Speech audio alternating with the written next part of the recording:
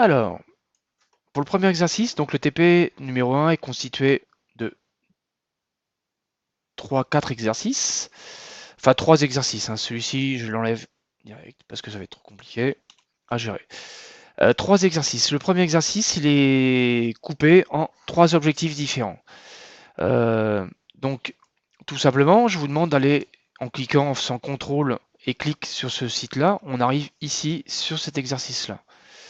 Et je vous demande d'analyser le code. Pour analyser le code, comme j'ai expliqué ici, on peut installer une extension qui s'appelle Firebug sur Chrome ou Chromium, ou alors F12, mais sur Firefox c'est pareil, hein, et sur plein de navigateurs. Donc ici, je viens cliquer sur F12, et puis je peux inspecter ce qui se passe sur le site.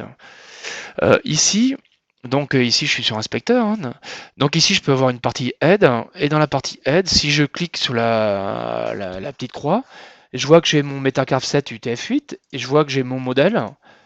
Tiens, si je mettais un accent à mon modèle, tac, mon modèle, hop, j'appuie, je clique, voilà, et ben j'ai mis un accent à mon modèle. Mais si maintenant mon titre de page, je veux le changer, je veux l'appeler Toto, j'adore Toto, eh bien j'ai bien mis ma page à Toto. D'accord? On peut changer en ligne. Évidemment, je change que la partie visible du site. La partie programmation n'a pas changé. Ça veut dire que si je fais un F5 comme je viens de faire, je reviens à ma page d'avant. Alors, ça c'est pour mon head. Maintenant, mon body. Là, ici, quand je suis sur body, je vois tout mon body. On voit toute la zone bleue qui est donc sur ma fenêtre. Je ne peux pas déplacer ma souris parce que si je déplace ma souris, ça fait ça. Mais mon body, il fait tout ça. Toute cette zone-là. Donc, dans mon body, qu'est-ce que j'ai créé? Tac, ici, je vois que j'ai déjà, ma première chose, c'est mon conteneur, un div. Et mon div, c'est ce que j'avais dit tout à l'heure sur l'autre vidéo. Dans cette div, j'ai 3 autres divs. Le header, et dans le header, qu'est-ce que j'ai? Eh bien, je vois que c'est écrit zone du haut, c'est vrai. Et à droite, si je regarde ici, à droite, je vois la couleur du background.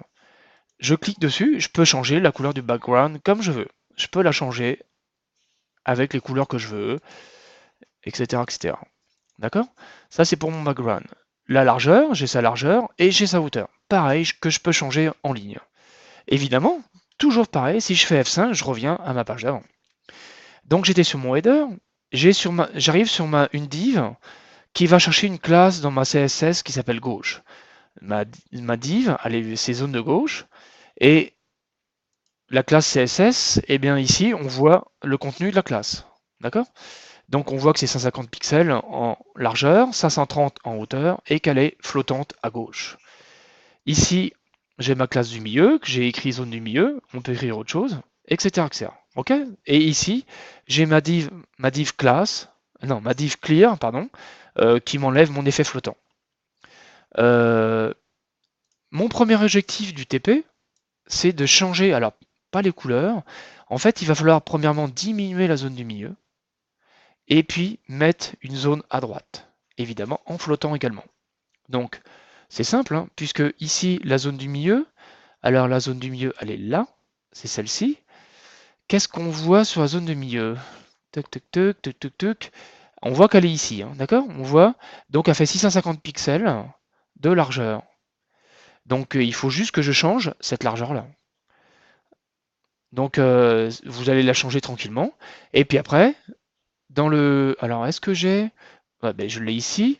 Donc ici, ma zone de milieu, elle est là. Elle fait bien 650 pixels de largeur. Eh bien, je vais diminuer ma largeur pour laisser la place et créer une nouvelle règle CSS qui va se mettre ici, juste après. Alors, il faut essayer d'être carré, hein. Ça commence par gauche, milieu, et après droite. Je vais choisir la couleur pour avoir un marron. Alors, vous vous rappelez, j'ai des sites spéciaux pour avoir un marron assez sympa, enfin des marrons.